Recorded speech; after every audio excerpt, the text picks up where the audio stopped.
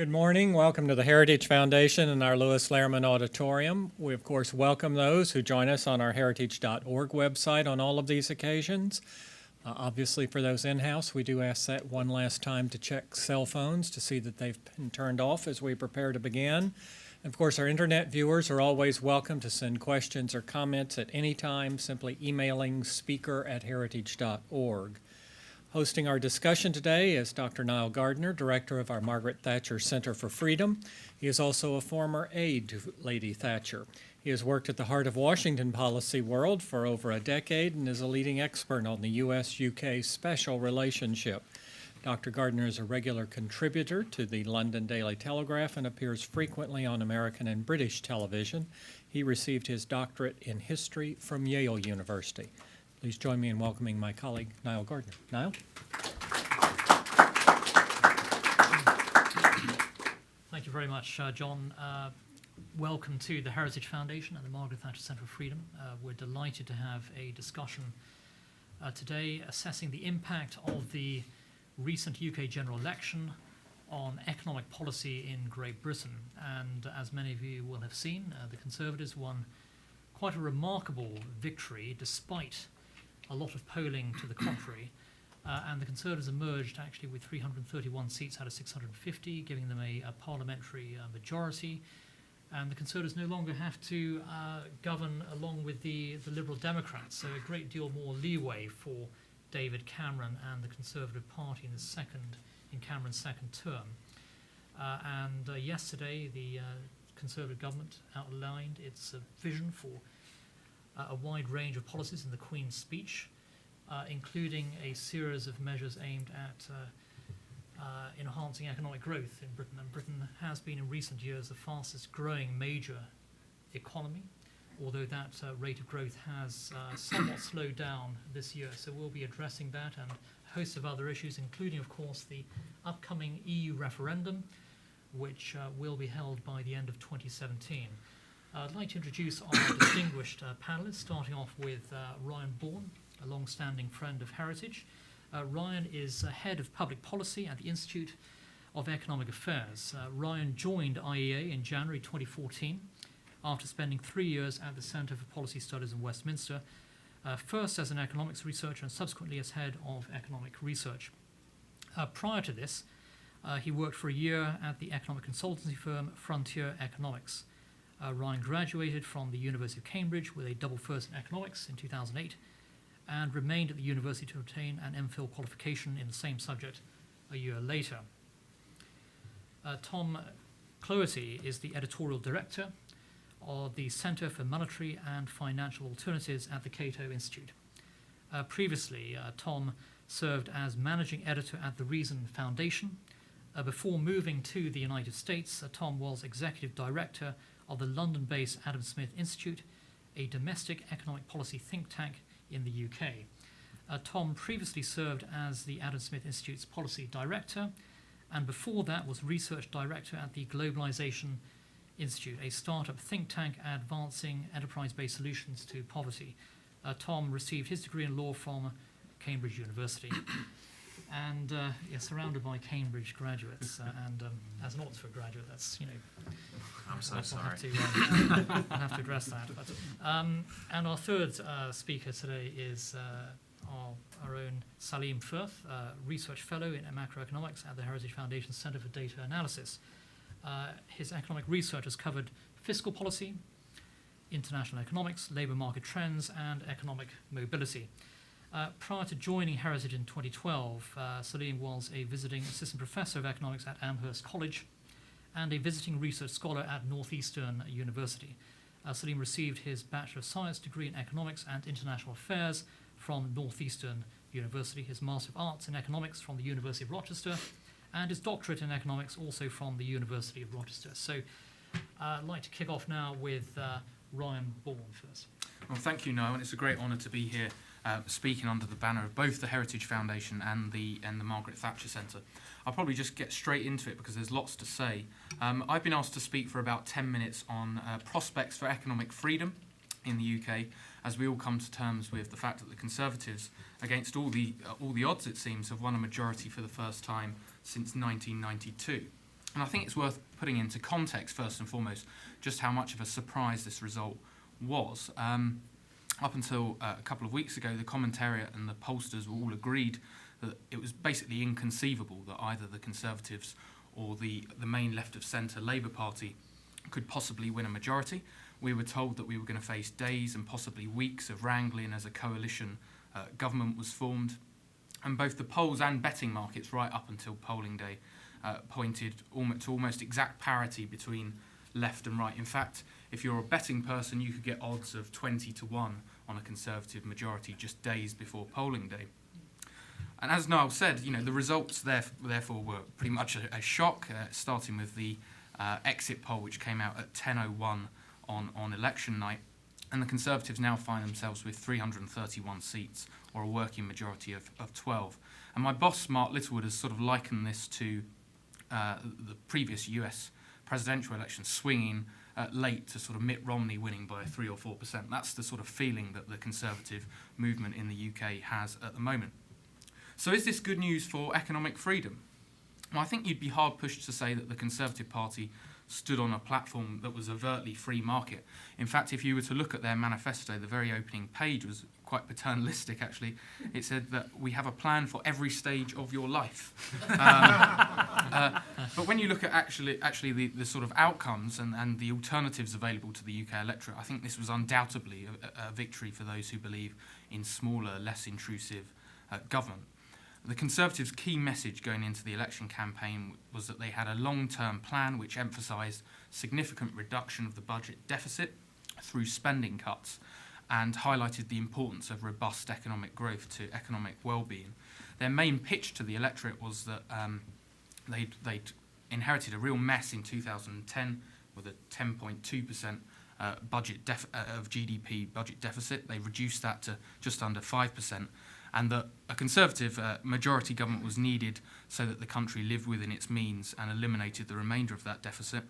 As Noel highlighted, they were fortunate in that the macroeconomic picture in the UK enjoyed a significant upturn in the 2 years prior to polling day. Growth had returned to about 2.8% annualised, which is not spectacular given the huge recession that we saw, and we certainly haven't seen catch-up growth to any sort of pre-crisis trend.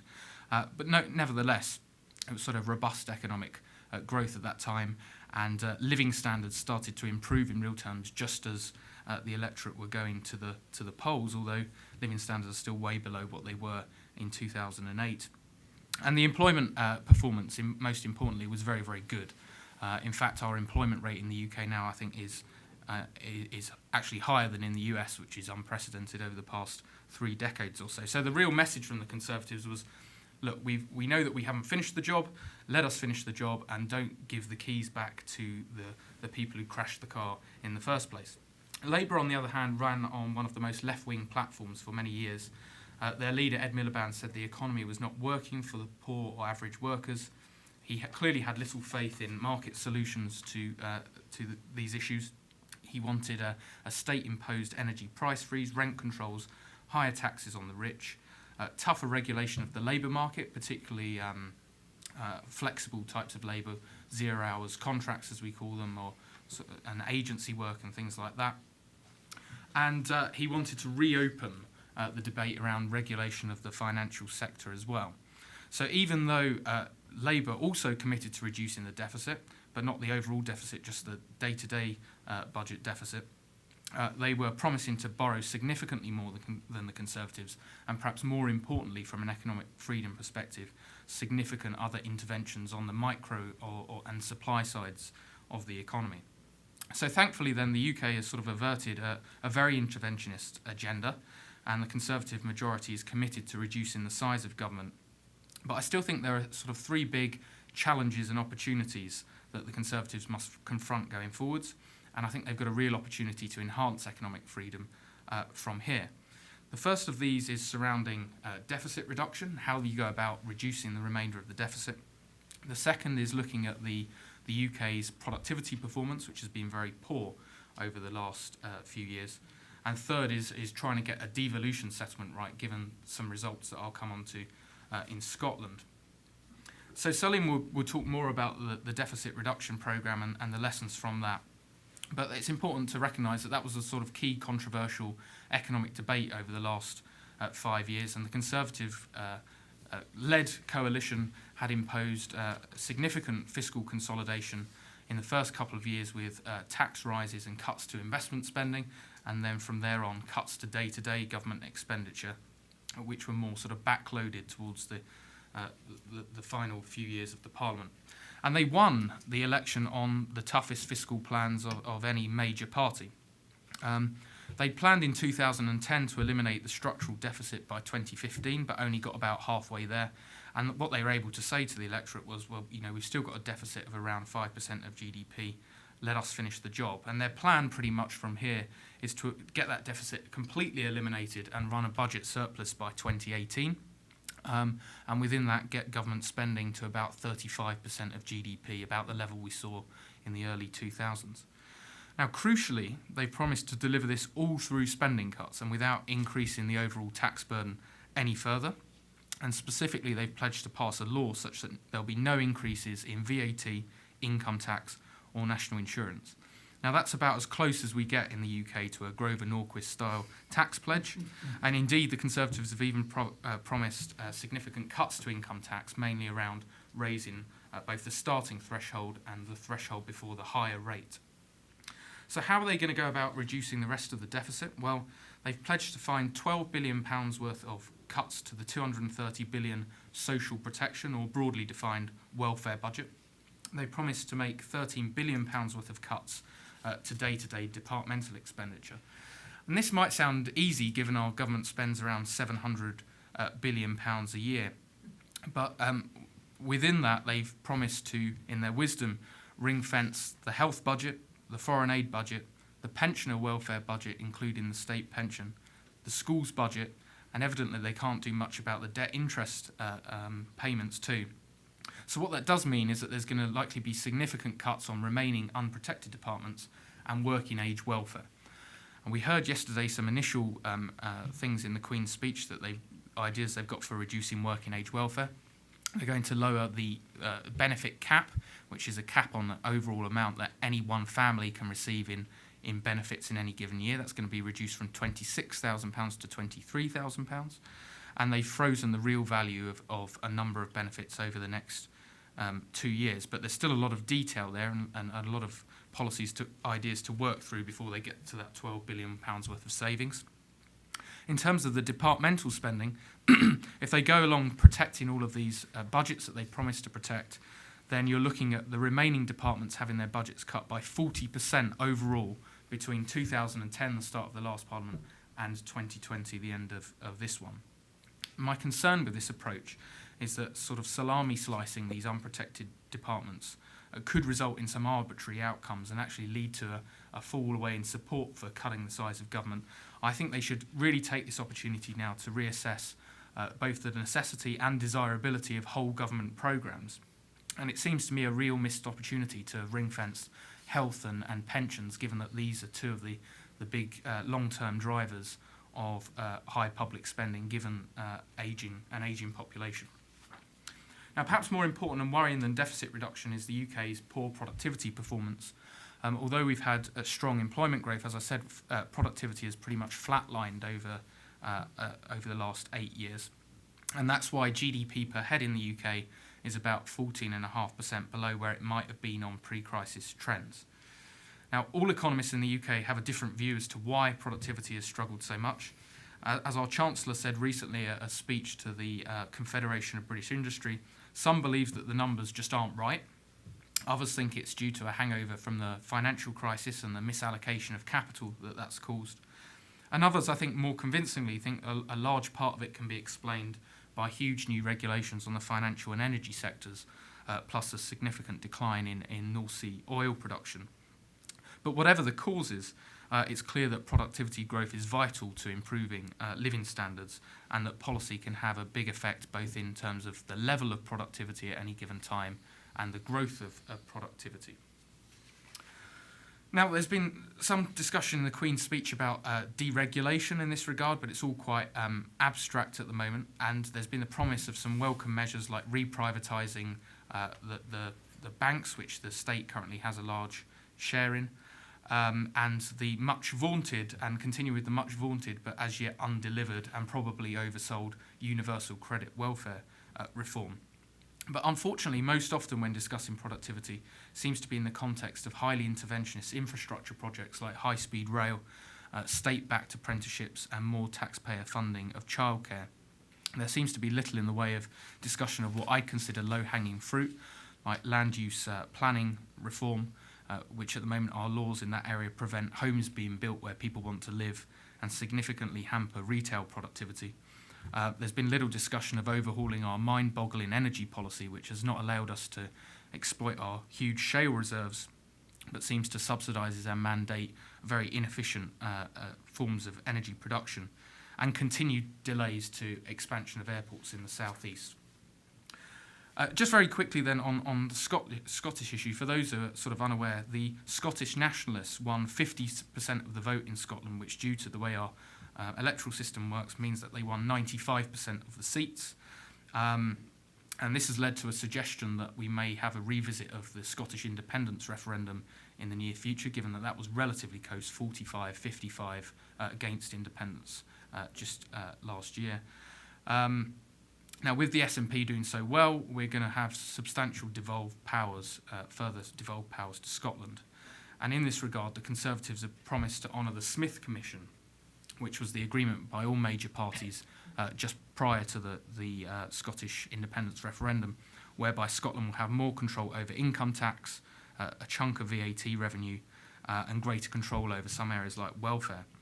But it stops a long way short of full fiscal autonomy, and means that there's still going to be substantial subsidy from the rest of the UK, and England in particular, through what is known as the Barnett Formula, which is stirring up significant democratic problems in England. Now, from an economic freedom perspective, this and the piecemeal approach to devolution that we've seen to cities and regions is quite worrying to me. And that's because even though we all agree that the UK is too centralised, we only raise 5% of our taxes at a sub-central level in the UK to show you how centralised we are. To my mind, devolved spending power must come with responsibility for raising the tax revenues to both ensure efficient government and provide the accountability and experimentation which more federal structures facilitate. Otherwise, as the experience in Scotland has unfortunately shown, devolved spending power becomes a recipe for grievance, leading to bigger government at a local level paid for by others, and with central government continuously blamed for policy failures. So that's a whistle-stop tour. Just to summarise, the election was undoubtedly a victory for economic freedom. Government spending will continue to be cut. We'll maintain liberal labour markets, and we've averted a very interventionist government. But now there seems to me a real opportunity to enhance economic freedom in the other areas that I've outlined. Indications so far suggest that while some Conservative plans in these areas are welcome, I think they could be much more radical given that they've got a majority now. But at the moment, I think most economic liberals are just grateful we've avoided something far worse. So thank you very much. Thank you very much, Ryan. Now I'd like to turn to Tom Cloherty for his remarks. Thank you. Right, well, in preparing the remarks I'm going to deliver today, I looked at the Queen's speech, which sets out the government's agenda over the current Parliament, and Her Majesty read that out yesterday. I looked at the Conservatives' General Election Manifesto, which, as Ryan said, is hardly a Bible of economic freedom, with their plan for every stage of your life. Lots of touchy-feely pictures throughout, but nevertheless, interesting reading. I also reviewed the coalition government's record over the last 5 years, so 2010 to 2015. And, you know, what's really striking, at least on the main issues of economic policy, is how much the story is one of continuity rather than a radical break. So I think that implies two things. First of all, it suggests that the Conservatives did a pretty good job implementing the main planks of their economic agenda, despite being in coalition with the Liberal Democrats. I think that the idea that the Conservatives would have been vastly more radical if they hadn't been held back by the Lib Dems. It's largely a myth. I think probably people fall into that trap because the rhetoric of the coalition and of the Conservative Party in general is not exactly something to get your heart racing if you're a free market guy. But on the other hand, when you look at the substance of what they're actually achieving, I think it's pretty impressive. The other implication of that continuity story is that necessarily my remarks today are going to be in large part about stuff that the last government did and which the new government is going to build upon and continue, rather than anything that constitutes a radical break or change of direction from the last 5 years. I'm going to touch basically on three key areas of economic policy. I'm going to talk about public spending briefly because I think Ryan has already done a good job of filling you in there. I'm going to talk about welfare reform, and then finally I'm going to talk a little about financial regulation. So starting with public spending, the only thing I really want to add here to what Ryan has told you is that I think we should really recognize the scale of the achievement over the last 5 years under the coalition government. Now, as Niall said, I was previously executive director of a think tank in London, a pretty libertarian think tank, really wanted to cut government back as far as it could go. And when I was there, I was obviously saying the government isn't going nearly far enough, they need to cut much more, they need to have a much more thoroughgoing and radical approach to rolling back the frontiers of the state. Of course, I still agree with that. If the Adam Smith Institute had been in charge, if the Institute of Economic Affairs had been in charge, government would be much smaller in the UK than it is today. Nevertheless, when you look at the situation that the UK was in, when you think about the political realities, and then you consider that the coalition government cut spending, when you adjust for population, when you adjust for inflation, by about 9% per head over the course of that parliament. That, I think, is pretty good going. If you compare it to Margaret Thatcher, who is rightly regarded as one of the most radical free market politicians in living memory, public spending actually went up by 18% on her watch, which is not to criticize her, but really to underline what it is that the Conservatives achieved. And when they're protecting health spending and old age pensions, the two biggest ticket items in British public expenditure, all the more so. Over the next 5 years, again, per capita in real terms, we're looking at about another 8% fall in spending before, conveniently, it starts to rise again before the next scheduled general election. Of course, nobody's perfect, so we'll cut them a break on that one. Suffice it to say, I think this would have been a very different story had Labour been elected. True, their commitments on spending were not outlandish in terms of the actual figures that they put down and said they were going to stick to. But when you looked at their other policies, the general tone of their campaign, the economic persuasions of their leadership, the chance that they would have stuck to the still less impressive than the Conservatives' figures they laid out, slim to none. I think the public spending spigots would have opened up again pretty quickly, as they did through the 2000s. Welfare reform. This, I think, is probably going to go down as the biggest and most lasting achievement of the coalition government and hopefully the Conservative government coming in now, apart from reducing the deficit. So welfare reform, and this will be familiar to many of you who know about the kind of Wisconsin reforms and workfare from the 90s here, but the reforms in Britain basically revolved around a few key elements. One was to introduce quite strict work and job-seeking requirements on people who are receiving public assistance. A second was to put private providers in charge of providing welfare and job-seeking assistance, and to pay them according to their results, according to how effective they were at getting people back into work and keeping them there. Third, it was to put an overall cap on the amount of benefits that any household can receive. The government has already announced they're going to reduce that cap further in the coming Parliament. Finally, as Ryan suggested, the government has attempted to introduce, its rollout has been fairly limited so far, what they call the universal credit. The universal credit essentially rolls in the biggest out-of-work benefits, working age tax credits into a single unified credit, which is then withdrawn on a tapered basis as you move into work. The idea basically is that you're always better off working more rather than working less.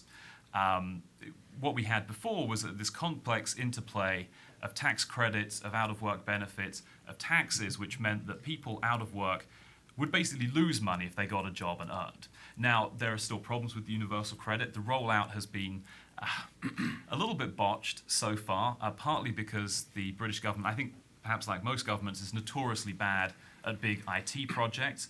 There's also an issue that I think their taper rate is not quite right.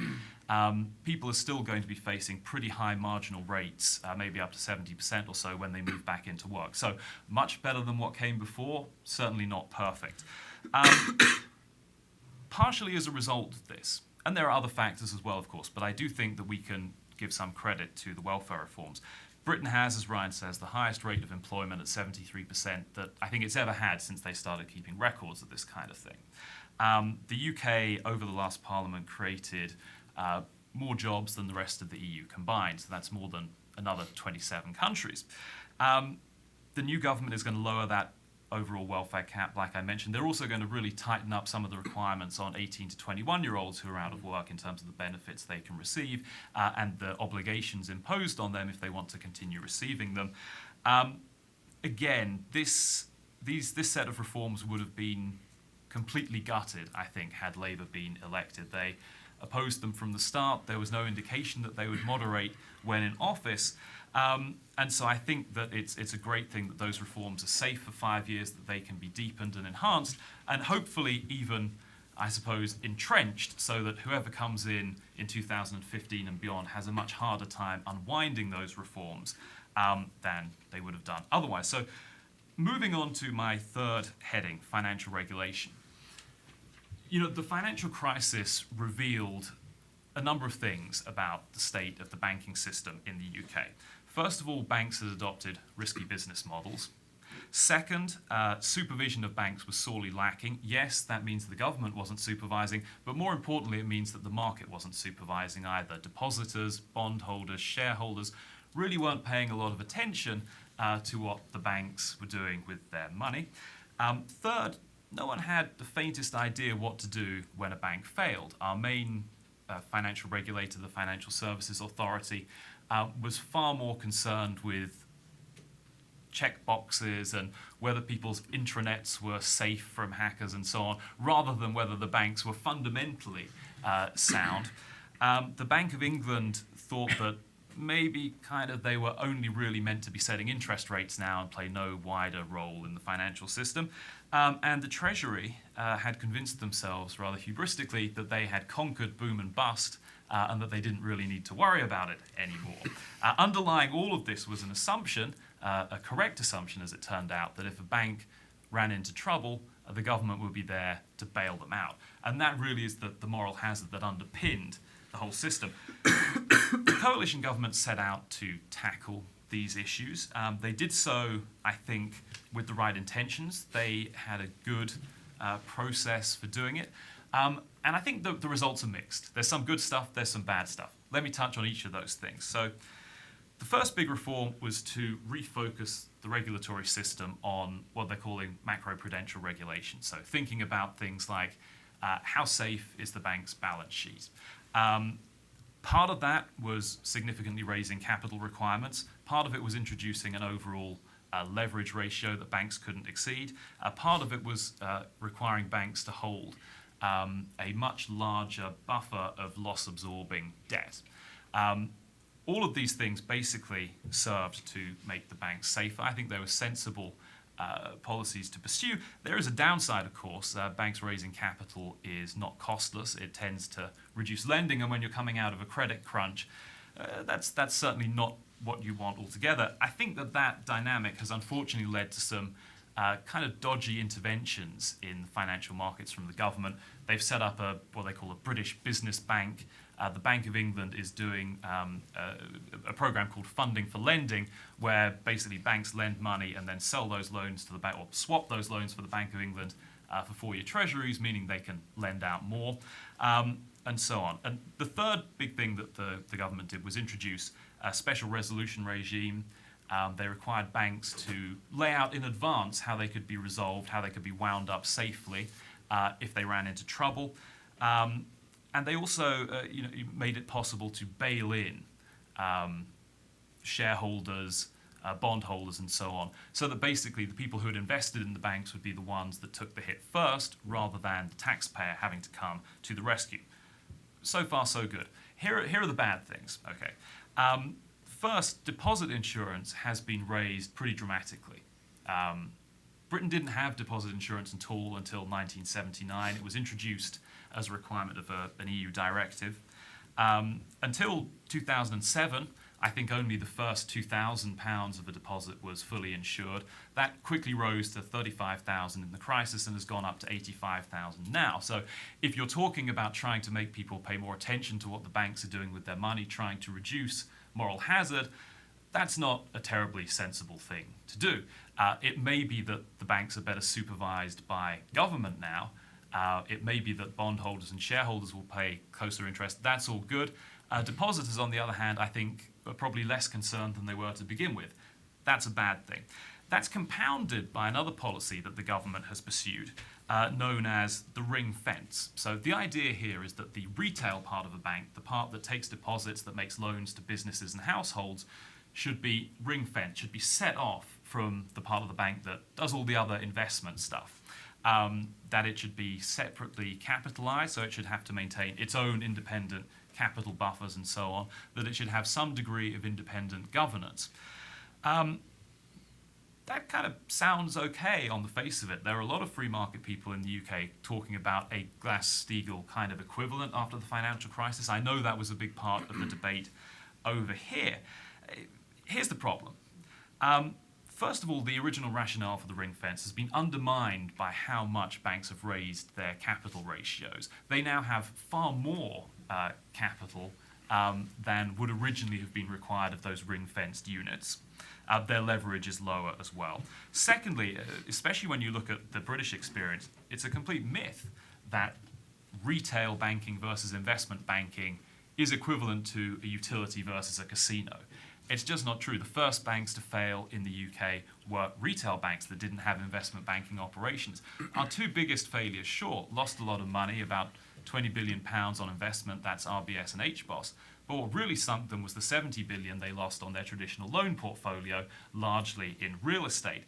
All of that stuff is still going to be within the ring fence, so it's not entirely clear that the ring fence makes anything a lot safer. The other thing, I think, is that rather like some of the provisions in Dodd-Frank over here, once you've ring-fenced something and said, this is the important part of the bank, this is the part of the bank that can't fail, you're basically saying, if this part of the bank runs into trouble, and as I've just said, there's nothing to guarantee that they won't, they will 100% for sure be bailed out. So I think, again, in trying to deal with the moral hazard problem, they've inadvertently strengthened it.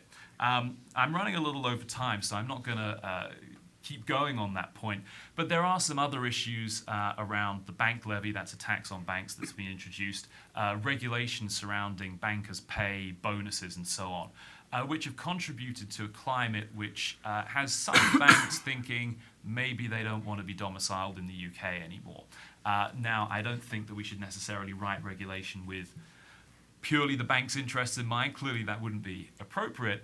Nevertheless, the financial sector is a huge part of the British economy.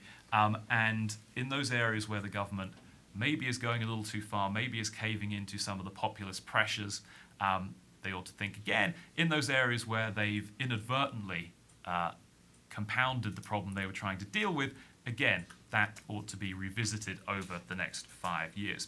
So public spending, good. Welfare reform, very good. Financial regulation, a little bit of a mixed bag. But I'll stop there and leave you with that. Thank you. Thank you.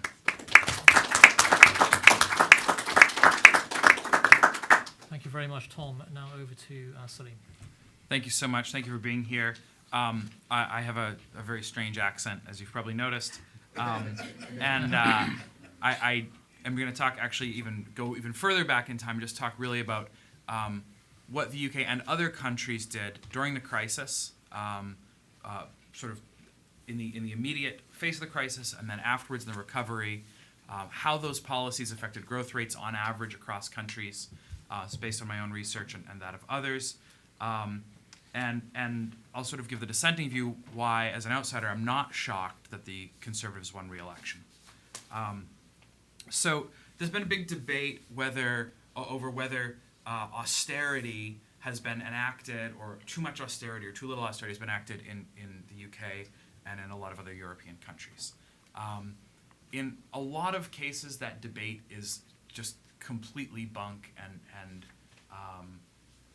people using really deceptive numbers. So what happened in most countries was a crisis came, they enacted a stimulus, which was tax cuts and spending increases. In the UK, it was about 1% of GDP tax cuts through the VAT and probably some other things, and about a 2% increase in spending from 2007 to 2009. Then they undid those things. Most countries do sort of temporary spending. The nature of the temporary spending is it goes away.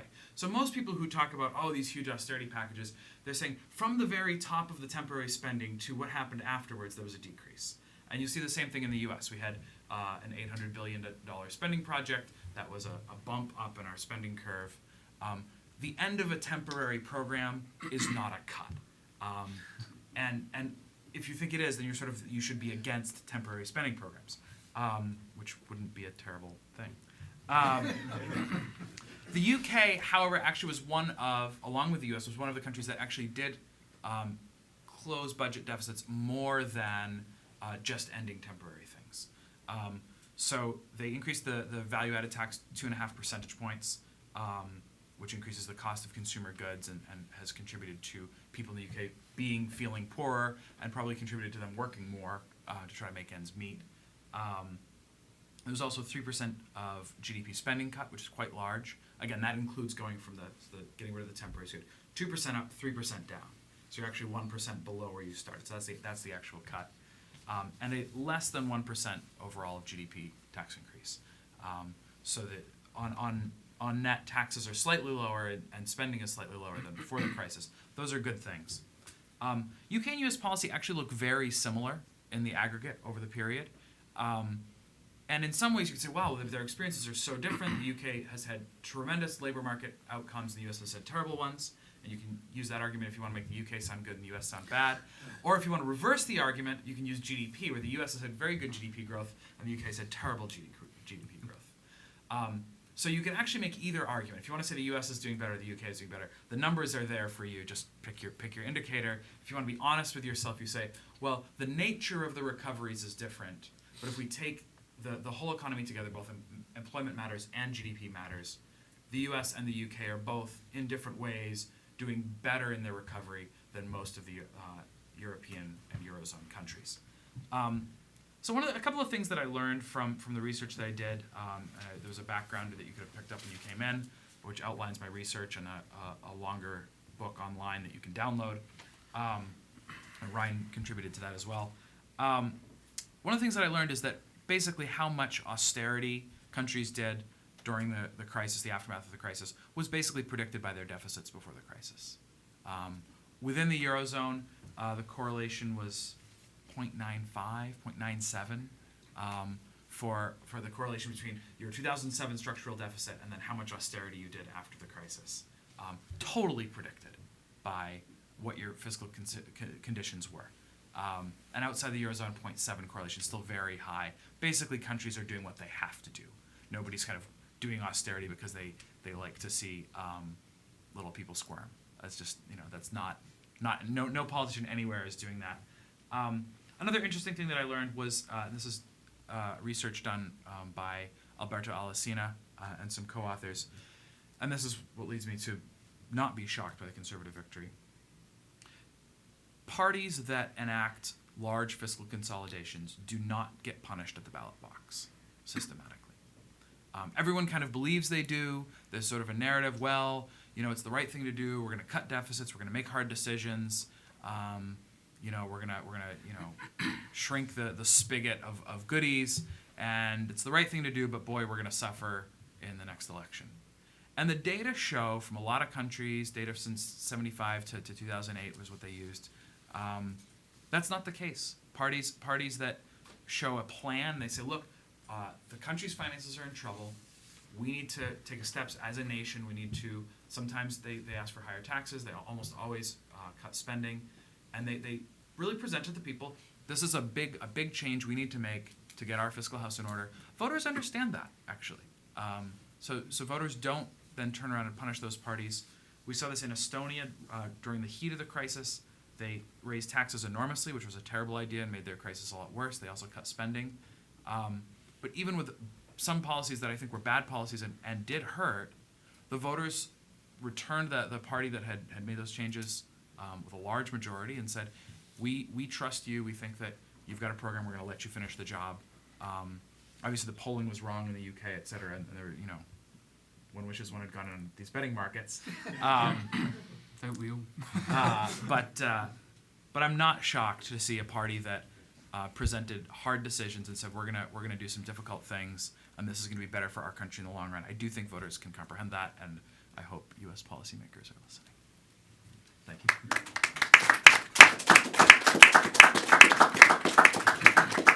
Thank you very much, Salim, although I must say your American accent is very hard for the rest of the panel to understand. But, and thank you very much to all three of our panelists for their excellent remarks. Now I'm going to invite questions from the audience, although I will take the liberty of asking the first question on the EU referendum issue announced. Of course, David Cameron's government announced yesterday in the Queen's speech that a referendum on British membership of the EU will be held by the end of 2017. A question for the panel: how do you see that vote going? What do you make of David Cameron's pledge to renegotiate EU treaties, renegotiate Britain's whole relationship with the European Union?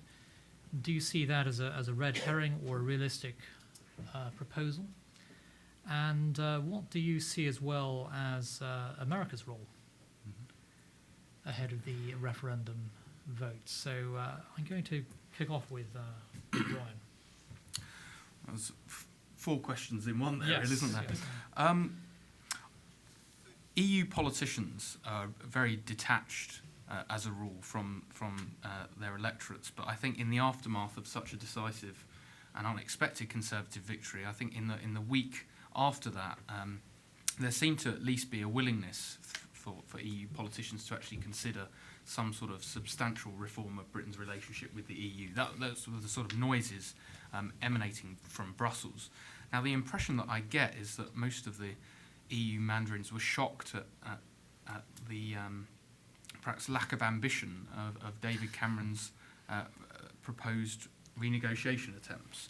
He seems to want to focus mainly on reforming access to benefit rules for EU migrants and to protect non-Eurozone members from being outvoted by Eurozone members on issues of national importance for the UK. Those seem to be his 2 big sort of red lines that he wants to establish with the EU.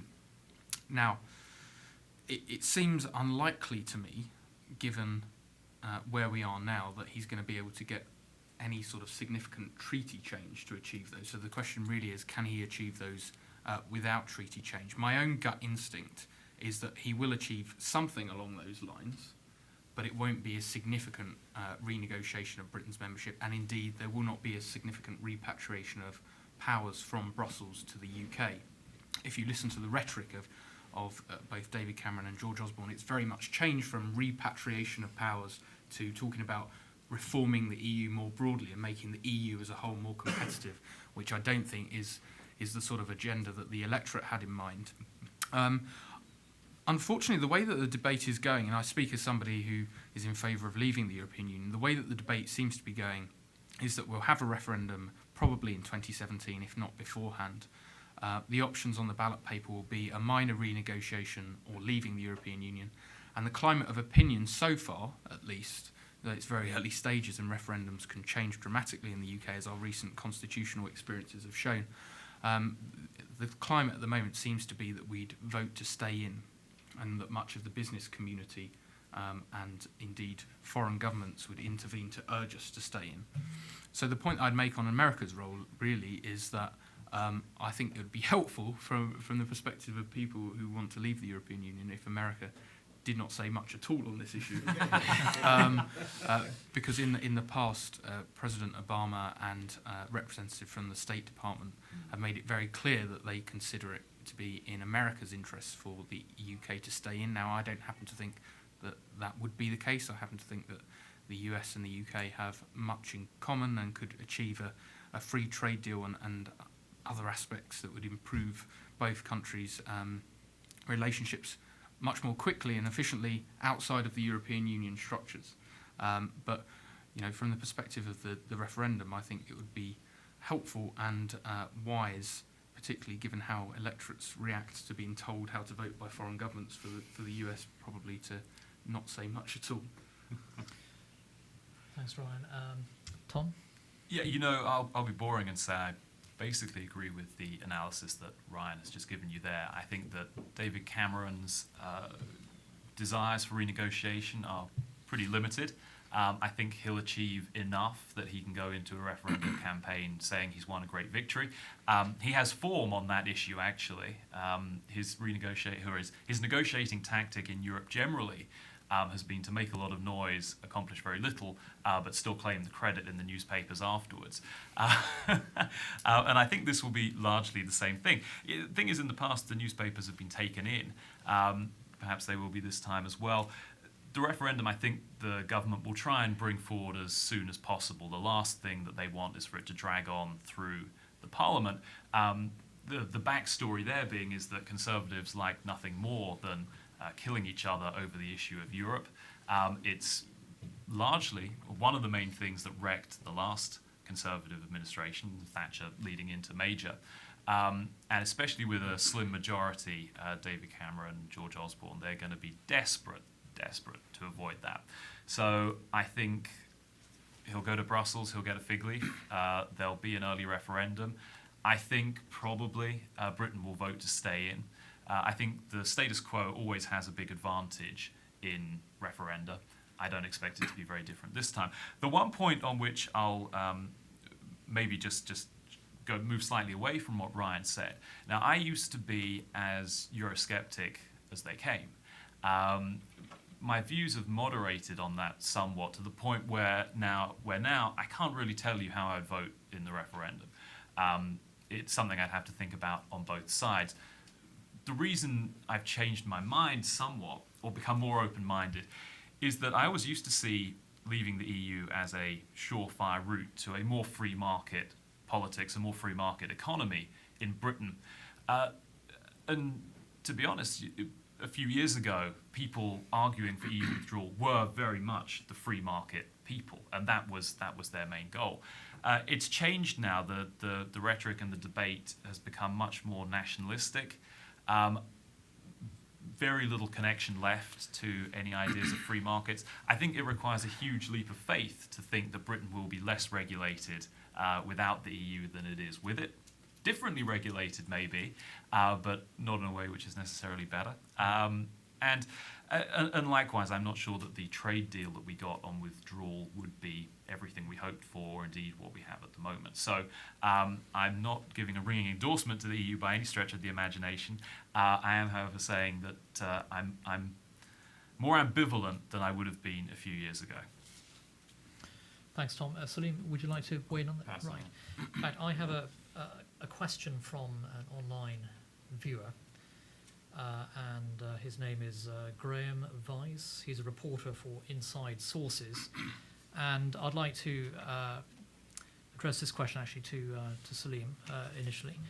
And Graham's question is, what can the Republican Party in the United States learn from David Cameron and his Conservative colleagues? Are Republicans likely to emulate their British counterparts, or are political contexts of the two countries just too different? So, question for you, Salim. Thank you so much. I do think there's a lot to learn. Obviously, one of the things that we've seen is that the rhetoric and actions don't match. I'd say that in the U.S. we have the opposite problem of over-promising and under-delivering on economic freedom. Going to what Tom talked about with welfare reform, that's absolutely something that U.S. politicians could emulate, thinking hard about the ways that all these sort of variety of welfare programs add up and make it so that for a significant minority of welfare recipients, it actually costs them to get a job or to work more hours at certain points in the distribution. Those are things that you could find easy ways to fix by smoothing out existing pay schedules. That's something worth emulating. The other thing, as I said in my initial remarks, was if we emulate the commitment to cutting deficits, I do think that voters can understand that. I think that voters value leaving the country in fiscal shape that's not a disaster for their children. They do understand the idea that the government needs to, in the long run, live within its means. And so U.S. policymakers should not be afraid to be clear. We want to balance the budget. We want to give ourselves the fiscal room to respond to another crisis. Thank you. And Ryan, you had a response. Yeah, I mean, I don't think there are that many transferable lessons. I happen to be one of those people that don't think elections are primarily won on policy issues, but more the sort of fundamentals at any given time. And I think if, I was going to give the Republicans one piece of advice for how to win an election is to have a Democrat candidate as incompetent as Ed Miliband, and as disliked by the electorate. The fundamentals are fourfold. David Cameron and his team led on leadership issues way over Ed Miliband and his team throughout the campaign and actually throughout the whole Parliament. On economic competence, they had a big lead. Now, as far as I can remember, and correct me if I'm wrong, Mitt Romney had a big lead on President Obama on economic competence, but still lost the election. So there doesn't seem to be a huge lesson there. Third was that the Labour Party were, through the adoption of their policies, able to be portrayed, or were portrayed by the media as being not just anti-business, but anti-market as well, and anti the sort of established view of what the role of government should be in markets that had taken root over the past 30 years. So they were proposing quite significant change in a way that I don't suspect will be a big... I don't suspect economic transformation in terms of overthrowing what's happened in the past 30 years will be a significant part of a future presidential debate. And fourth and finally, one of the main reasons that the Conservatives won, I think, and one of the reasons that they may have got a late swing was the fact that they were able to hold up the threat of the Scottish Nationalists holding a minority Labour government feet to the fire in terms of not reducing public expenditure. And as Salim said, that I think the public did accept the need for deficit reduction and were genuinely worried about the consequences for English taxpayers in particular of quite an influential Scottish bloc of SNP MPs. And good point, right, about Ed Miliband, who was frequently caricatured, I think, in the British press as being like the character Wallace from Wallace and Gromit, the animated cartoon. Unfortunately for Miliband, I think Wallace and Gromit's approval rating is about 50% higher. And so it didn't go too well for Mr. Miliband. Questions from the audience now. There's a gentleman right at the back with his raised... actually, yes. Yeah. Thank you. I'm Salim, like you. I have a strange accent here as well. Gentlemen, thank you so much for coming to here to speak to us today. I have a question. We've spoken a bit about the Conservatives' victory, but I'd like to hear some views on why Labor lost. I know, Ryan, you just spoke about it briefly then. If we go back 20 years, we look at the path to electoral success for the British Labor Party was, the Blair-Brown reforms, the internal party reforms. I think it was Clause 4 that was heavily adjusted. I'm interested in, we saw in the post sort of Blair-Brown era this return to, I guess, more traditional British Labor economic policies. Do you foresee, given much of the leadership has been effectively wiped out over in this recent election, what future direction do you see for British Labor Party policies, particularly on the economic and social welfare side, etc.? Thank you. Right, very good question about the future of the Labour Party. I'm going to ask Tom to weigh in on that. Yeah, well, so I think in the leadership debate that's going on in the Labour Party at the moment, Ed Miliband resigned right after the election, and now they'll take several months to find a new leader and potentially a new direction as well. There are two camps. One is the camp that says there wasn't anything wrong with Ed Miliband's policies. In fact, they were quite popular. The problem was Ed Miliband. So if we just put a better face on it, maybe it'll win next time around. Andy Burnham, I think, largely stands for that. The unions who support the Labour Party certainly fall into that camp and will back the candidate that espouses that view. The other view is that we really need to get back to what made Tony Blair the most incredibly successful politician, who would probably still be winning elections if he was going on now, frankly. They probably want Tony Blair without the foreign policy. So that's the other side of the Labour Party. As to which one will win, maybe Ryan can comment on that. I'm living over here and I haven't got a clear idea, but my suspicion is that Andy Burnham is probably the front runner. That's where the union money is going, and that Labour will probably continue to have a much more left-wing economic platform for the next 5 years than perhaps they should if they want to win. The thing you've got to factor in here is that Labour has traditionally had more or less a lock on, 45 seats in Scotland. And those would largely, I guess, be seen as fairly left-wing seats. If they're knocked out in Scotland, as they seem to have been by the SNP, they have to be picking up those extra seats in England, where the climate of opinion is probably far less left-wing. That, again, suggests that they would be wise to tack back towards the centre. Whether they will or not is unclear. I think it takes political movements sometimes a while to realise the mistakes that they're making. So. Ryan, did you want to? Just address that as well? very briefly. I mean, the prospects for Labour, at least in the next election, are pretty grim.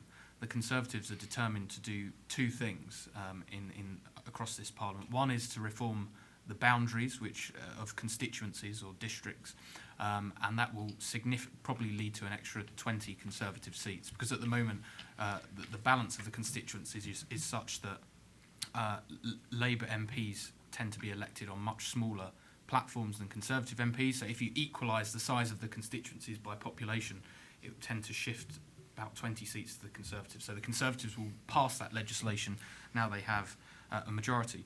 And also, importantly, if the Conservatives can pass what's known as English votes for English laws, then that would essentially mean that for English-only issues in the Parliament, they'd have a de facto majority of about 80, rather than the 12 that they've got at the moment. So it's going to be very, very difficult for Labour to form a majority in England, given how much they've struggled in the last election, and trying to take into account that they're trying to win back Scottish seats at the same time. What I would say on Ed Miliband and the direction of the Labour Party is Ed Miliband saw this election as a fundamentally transforming election. He saw it as a 1945 or a 1979 all over again. I think he wholly misinterpreted people's reaction, misinterpreted how people reacted to the financial crisis. He'd seen it as an instigator of a huge shift to the left.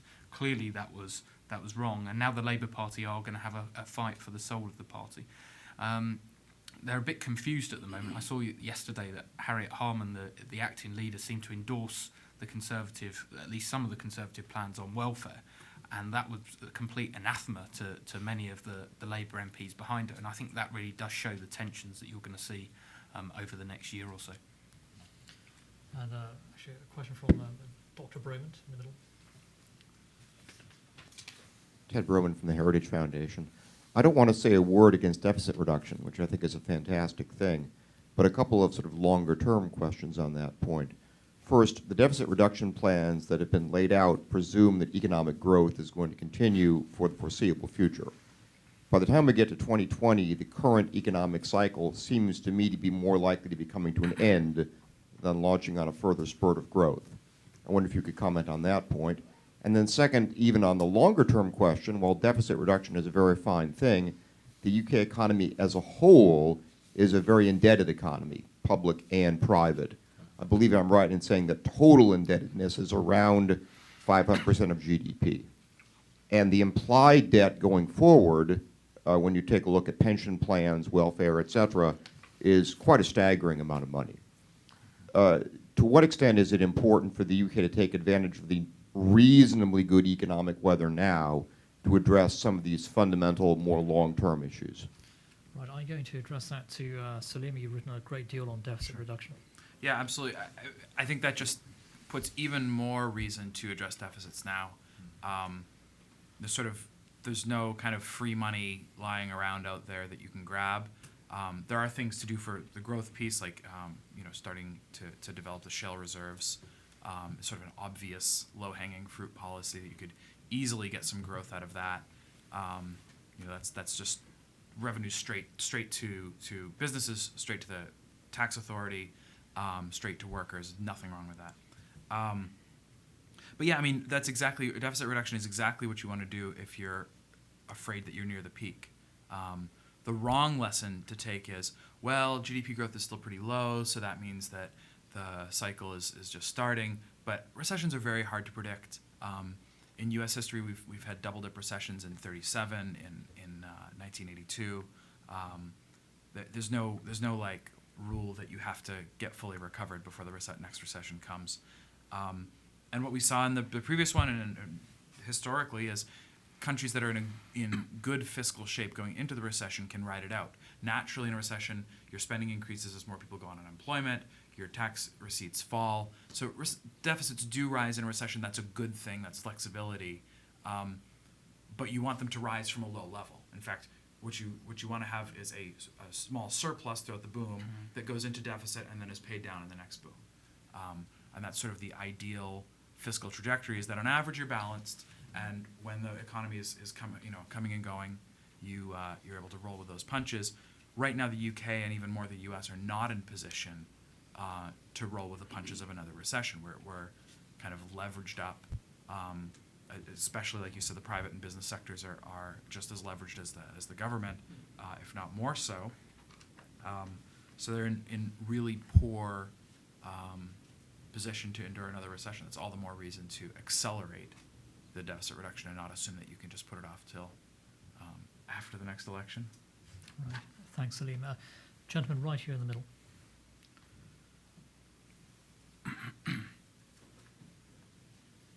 My name's Howard Segermark. Ryan briefly described some tax modifications which sounded a little bit like just bracket juggling and not really changing marginal tax rates that might improve incentives for work, risk, and investment. Comments? Yes, that's right. What the Conservatives have tended to do, or have done over the course of this Parliament, is quite significantly raised the income tax personal allowance, so the amount that you're able to earn before you pay any income tax. Now, evidently, that reduces people's marginal rate if they earn very low amounts from 20 to 0 across a very small income band range, but doesn't significantly affect large numbers of workers. Now, what has happened across this Parliament is that they haven't really increased the next threshold, which is where we jump from sort of 20% to 40%. So because of fiscal drag, more and more people have been dragged into that 40% band. So one of the things that they're going to try and do across this Parliament is significantly raise that secondary threshold by about £10,000 of income, such that far fewer people are in that 40% tax band. But generally you're right. I mean, we have because of the interaction with benefits at the low end, and because we have some really stupid tax changes that were introduced by Gordon Brown at the high end, we have vast swathes now of the income distribution because of those interactions where people face tax rates greater than 60%. And I'd have thought that in terms of improving incentives and trying to improve productivity and human capital accumulation and all the things that, and work incentives and all the things that we know contribute to improved productivity performance, this area of tax reform and benefit reform would be low-hanging fruit. Unfortunately, in terms of supply-side issues, it seems to be the dog that's not barking where reform's concerned.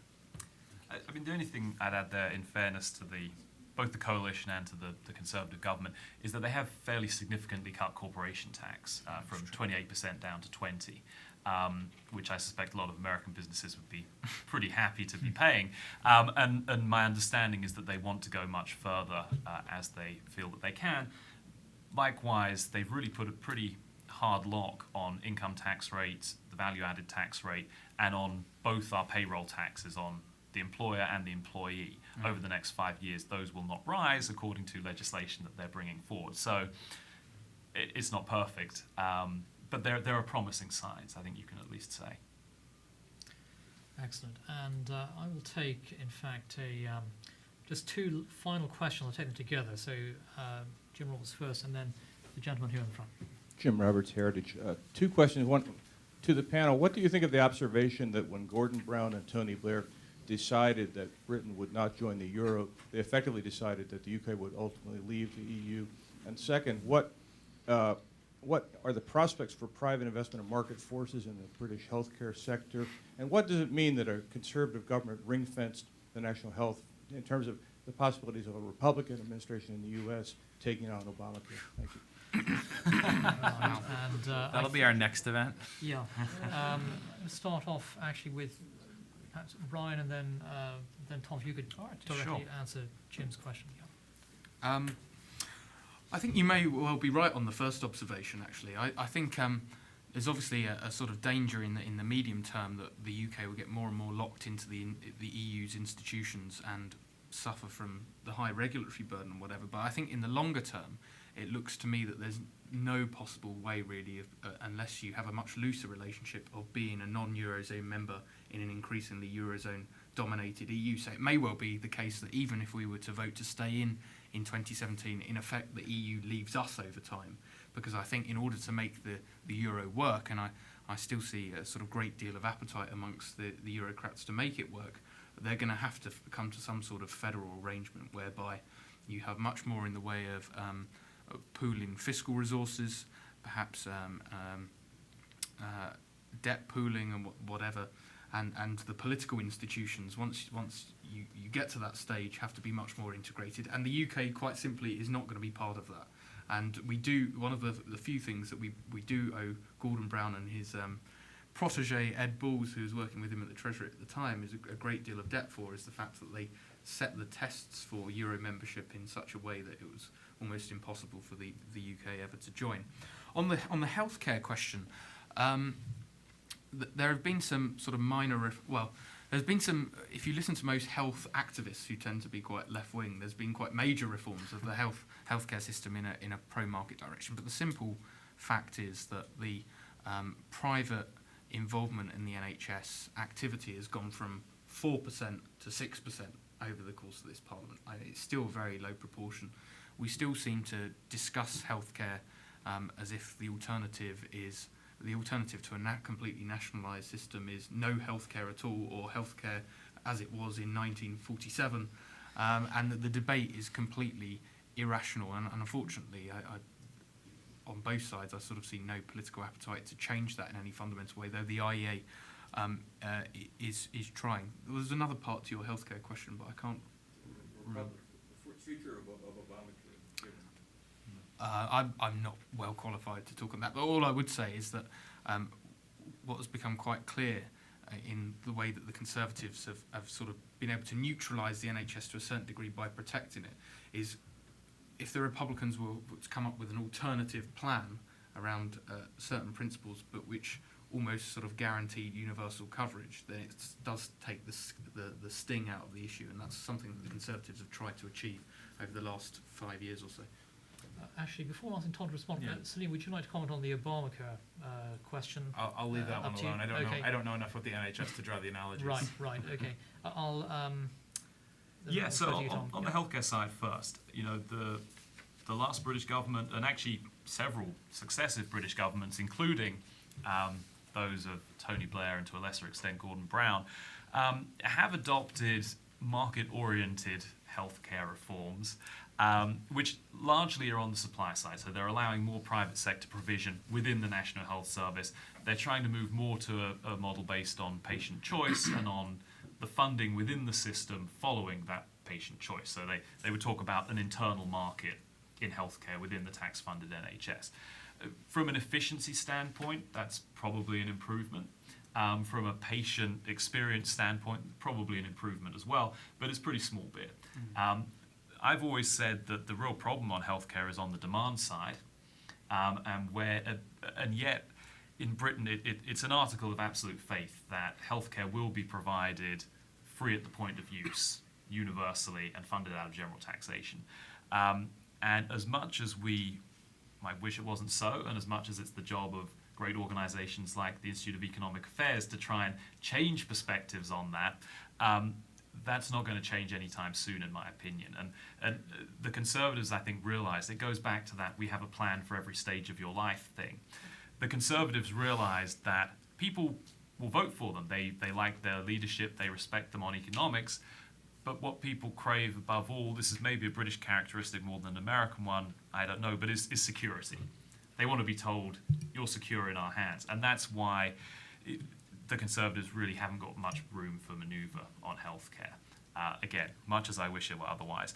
On the Euro-EU question, you know, I think it's a good argument. It could easily happen that the Eurozone runs away from the rest of the EU and Britain gets kind of left out in the cold, even if they vote to stay in. On the other hand, for a long time, people have been talking about how we need to have a multi-speed Europe, or an a la carte Europe, if you like, where it's not just you sign up for the EU and you get everything, but that there are certain core features to the EU, and those would probably revolve around the four freedoms of movement of goods, capital, labour and services, coupled with some of the regulatory harmonisation that goes along with that. Again, not necessarily a great thing, but that you take that and that's the core of the EU, and then other stuff is kind of an add-on. Now, I can see an EU working quite well in that respect, where you have a core which is universal,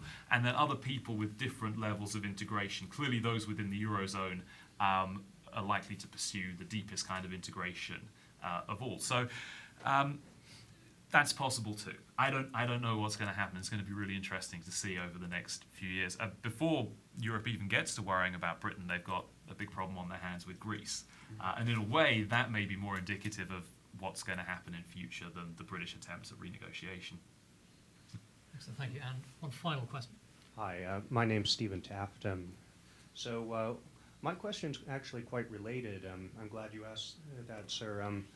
I was wondering, so obviously the Conservatives are going to more or less take a salami approach. They're going to cut small parts of various programs, and they're going to cordon off the really controversial ones that the British take for granted, say, like the National Health Service. And it seems from this entire discussion that would be politically the right way to go for them, at least in the next 5 years. But I mean, I was just wondering, I mean, British opinion has changed on, say, the role of government over longer periods. I mean, it's certainly different now than it was before Thatcher. So assuming the Conservatives did have a good track record over the next administration and they were rewarded at the polls, could you see enough of a shift in British opinion that they could take more of a gutsy approach, say reworking entire government programs? Salim, would you like to Sure. to comment Yeah, I on mean, that? in And the then, long run, so you can cut discretionary spending, Yeah. and that's good for now. This is true in the U.S. as well as the U.K. But the big money is in entitlements.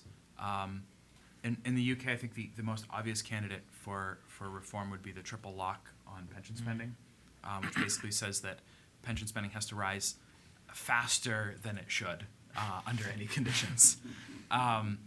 And what that means is that if you retire now, you're getting a smaller pension than someone who retires in 10 years, than someone who retires in 30 years. As you go to infinity, eventually someone's pension is all of British GDP. That's not the trajectory you want to be on. It's not sustainable, and it will eventually end. And the sooner it ends, the more sustainable finances will be. And that's true in the U.S. as well, where we have programs that are indexed to a poor measure of inflation that basically just mean they eventually eat up more and more and more of government spending. And we understand we're not getting rid of those. We're not, there's no proposal that we're going to get rid of pensions or Social Security altogether. But if you want those programs to be around when people your age and my age retire, the sooner you reform them, the less drastic it will have to be. If they're eventually going to have to be reformed, no one is going to get all of British GDP in a pension check, so we're gonna have to make some changes at some point, and that's a great place to start. Great, excellent. I think on that note, I'm going to draw the panel discussion to a close. We've run out of time, I'm afraid. But thank you to our three panelists for terrific presentations today, and I look forward, hopefully, to you all coming back to Heritage for future events. Thank you very much.